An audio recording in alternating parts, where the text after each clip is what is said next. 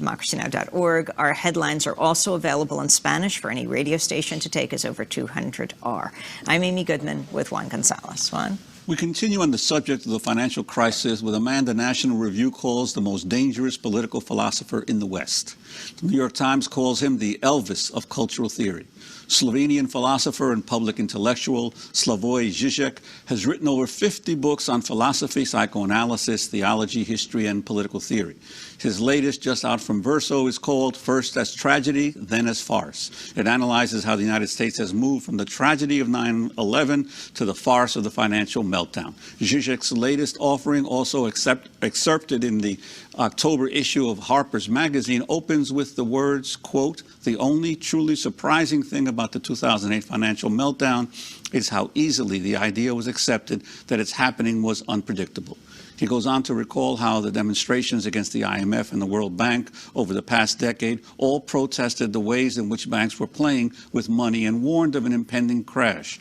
They were met with tear gas and mass arrests. The message, he writes, was, quote, loud and clear, and the police were used to literally stifle the truth. Well, Slavoj Zizek addressed a full house at Cooper Union here in New York City on Wednesday night and joins us now in our Firehouse studio. Welcome to Democracy Now! Thanks very much. It's my pleasure. It's good to have you with us. Relate the protest to You are even better than Fox News, which I usually watch. More amusing. Relate the protests to the meltdown and why, how it was predictable. No, what interests me is, for example, Paul Krugman said basically the same thing, which tells us a lot about how ideology works today. He said, what if we make a mental experiment and all the leading bank people, managers and so on, were to know how it would end 2 years ago? He said, let's not delude ourselves. There would have been no change. They would have acted in exactly the same way. This brings me as a psychoanalyst into the play because I think this makes us aware as to what extent our everyday dealing is controlled by what in psychoanalysis we call the mechanism of fetishist disavowal. Je sais bien, mais quand même. I know very well, but. You know, we can know very well the possible catastrophic consequences, but somehow you trust the market, you think things will somehow work out, and so on and so on. It's absolutely crucial to analyze this, not only in economy, but generally. This is the focus of my work. How beliefs function today. What do we mean when we say that someone believes? So that I don't get lost, let me tell you a wonderful story, which is my favorite story. I quote it also in the book. You know Niels Bohr, Copenhagen, quantum physics guy. You know, once he was visited in his country house by a friend who saw above the entrance a horseshoe. You know, in Europe, the superstitious item allegedly preventing evil spirits to enter the house. And the friend, also a scientist, asked him, but listen, do you really believe in this? Niels Bohr said, of course not, I'm not an idiot, I'm a scientist. Then the friend asked him, but why do you have it there? You know what Niels Bohr answered? He said, I don't believe in it, but I have it there, horseshoe, because I was told that it works even if you don't believe in it. That's ideology today. We don't believe in democracy, nobody. You make fun of it and so on, but somehow we act as if it works. It's a very strange situation because there are some of us old enough still remember them, old days when the public face of power was dignity, belief, and privately you mocked it, you made fun, and so on. No. Now we are, I think, approaching a very strange state where the public face of power is becoming more and more openly indecent, obscene.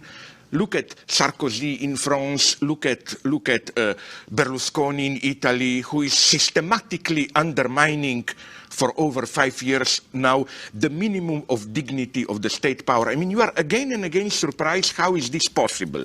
You know, after those sex scandals, 2 weeks ago, his lawyer, Berlusconi's lawyer, made a public official statement where he said that claims that Berlusconi is impotent are lies, and that Mr. Berlusconi is ready to prove this in court.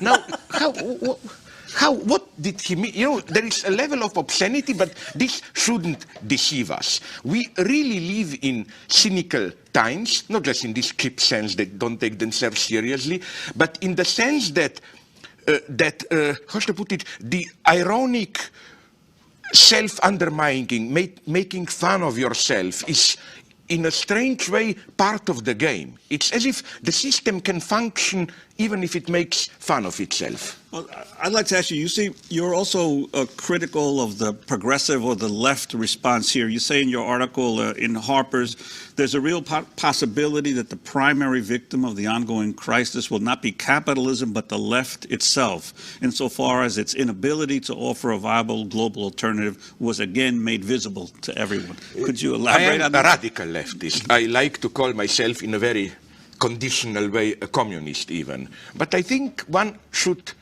as a leftist, really concede the amount of the defeat of the left in the last 20 years. That's the sine qua non condition of a possible reviewal. So yes, apart from very sympathetic things suggested by people like Stiglitz, Krugman, which are basically a return to Keynesian welfare state, and apart from some interesting, but I don't think they are the solution, economic ideas like the basic income or so-called renta básica in Brazil, basic rent, which is a utopia of its own, I think. I sometimes, apart from this, have a strange paranoid idea that maybe this crisis was manufactured so that people will see that even if there is a crisis, the left really doesn't have a global answer. I see, what worries me is two things about the left. First, it's more and more legalistic moralization, you know. It's kind of a pure form of protest against injustice. Then the only thing you can do is legal forms and so on. In this sense, many of the ex-leftists are getting depoliticized. They no longer ask the truly basic questions. Like even now, all the outcry was, oh, those bank profiteers and so on. I totally agree with what we just heard.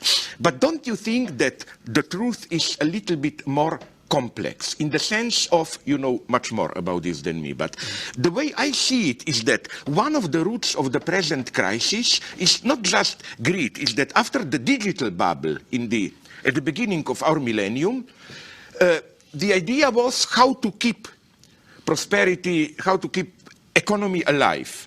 And it was, as far as I remember, even a little bit of a really bipartisan decision. Let's make it easier in real estate and so on to keep it moving. So, you know, there is a structural problem beneath all this psychological topic of the greedy bankers, which is, that's how capitalism works, my God. Which is why even concerning our beloved model, Bernard Madoff, no? I didn't like it how they focused on him. Wait a minute, he was just the radical version of where the system is pushing you. Now, I'm not saying, I'm not crazy, which is why we need to nationalize all banks and introduce immediately socialist dictatorship or what. What I'm just saying is, let's not get rid of the problem by too easily making it into a psychological problem. You know, you can be an evil guy, but there must be very precise institutional, economic, and so on, coordinates, background, which allows you to do what you do. The second thing, I also didn't like the cry shared by left and right-wing populists of help the Main Street, not the Wall Street. Where, sorry, but those bank managers who emphasized in capitalism there is no Main Street without Wall Street. In today's industry, because of the competition and immense investment into new inventions and so on, without large accessibility, availability of credits, there is no prosperous Main Street. So this is a false choice. So again, with all respect for the left and so on, I think we should avoid quick moralization if we mean it seriously. You write, is the bailout then really a socialist measure? If it is, it takes a peculiar form, a socialist measure whose primary aim is to help not the poor but the rich, not those who borrow but those who lend. Yeah, I mean, this is my old thesis, that capitalism always was socialism for those who are on the top. That's the basic paradox of it. What about healthcare? Oh, now you touch my favorite topic. You know why? Because I think that here we see when I write on ideology and people laugh at me, didn't you notice we live in post-ideological era? No, here you see ideology in its era. No, here you see ideology in its material force. We should distinguish here two levels. On the one hand are those ridiculous right-wing paranoias, which incidentally I like to listen, they amuse me, like that Sarah Palin idea of death panels, some mysterious bureaucracy will decide, does your ankle live or not? That's funny, I hope. At least for the time being, we can laugh at it. But then... Not in a big part of America, unfortunately. Yeah. But then the real problem where the Republican critique of healthcare plan really works is by appealing to this basic gut notion of freedom of choice. And I think this is a problem we have to confront it. The first thing we should make it clear is that in order to exercise the freedom of choice, one has to repeat this again and again, to really exercise it, an extremely complex network of social, legal regulations, even, I would say, ethical rules which are somehow accepted and so on, have to be here. In other words, often less choice, at least less public choice, at a certain level means more choice at a different level. Let me return precisely to healthcare. My idea is that healthcare should be at a certain level like water and electricity. You can also say that you usually don't choose your water supplier. No? Okay. Now we can play the Republican game and say, what a horrible terror. They are depriving us of the fundamental choice to choose the water supply. But we somehow accepted that there are some things where it is much more practical that you are able to count on them. Sorry, but I gladly refuse the big freedom to choose my water supplier. The same is for electricity, although there things can get more tricky. Why not add to this series health? Europe demonstrates it can be done effectively, not to diminish our freedom, but to leave you a much more space of much more greater actual freedom, and so on. So you see, this is the danger of this ideology of choice. Because, this is in what sense a central category today. There is an old Marxist card which is played again and again of we are only offered false choices, not the real choices like Pepsi or Coke, whatever, instead of the real choices. Okay, there is a truth in it. But there is also another problem of ideology of choice, that often we are bombarded by choices. You really are free to choose without being given the proper background to make a reasonable choice. John Gray, the British cynical skeptic, whom I otherwise admired, wrote very nicely that we are today more and more forced to act as if we are free. And this causes a lot of anxiety and so on. One should be very specific apropos of choices. I'm all for the freedom of choice. I would just like to see the small, in the footnote, the small print, what are the precise conditions of choice, and so on and so on. So again, although I have no illusions about what Obama can do and so on, I'm still proud that already before elections, I supported him, although this had no great impact here, of course, but in contrast to my very more radical leftist friends whose motto was, he's just a nice human face on the same imperialism, he will even serve better the interest of capitalism or whatever. No, I think we see now, apropos the healthcare reform, that we are fighting the central battle here. I'd like to ask you, in terms of the somewhat pessimistic view you have of of how the response to the crisis has been, there continues to be an entire continent that is heading in a somewhat different direction. South America, Latin America, generally. Here comes my critical. Well, I'd love to hear it in terms, because there does seem to be in many of these areas, while the rest of the world the gap is increasing, at least there are governments throughout Latin America that are trying to decrease the gap and to take a different road. Are they really doing it? This is my skeptic. Some people already accuse me of being a covert neoconservative for what I will say now.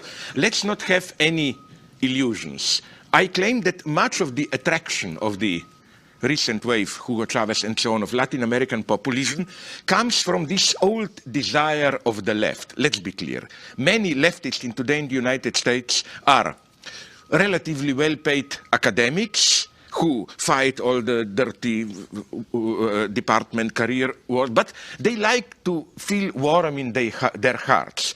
So it's good to have, as far away as possible, another country where you can sympathize. Oh, but things are really happening there. You know, at some point in the 30s, it was Soviet Union, Cuba, Chinese Cultural Revolution, Nicaragua. I'm afraid now that it is Venezuela a little bit. And I don't buy that standard liberal critique, Chavez dictator and so on. I just think Chavez started well.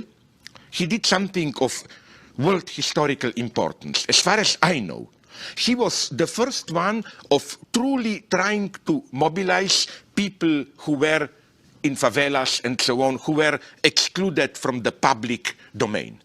He really tried to bring them into the political process. I claim, if we don't find a way to do this, we are slowly approaching a kind of a new apartheid society where we will live in a kind of a permanent low-level civil war, where we will have some kind of irrational explosions like in France, the car burning in the Paris suburbs. On the other hand, I'm a little bit more pessimistic as to what in the long term he will really achieve. I think he's now losing his way, approaching this standard Latino American populism where he, because of the oil wealth, is allowed to play the game of fiddle with oil, fiddle with money. I think, if you ask me, a much more interesting phenomenon is Bolivia.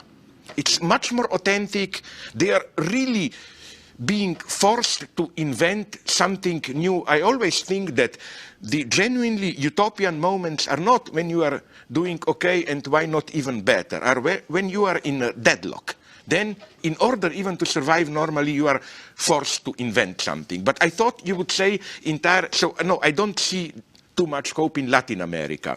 But I see more hope at this moment with you in the United States than with Europe.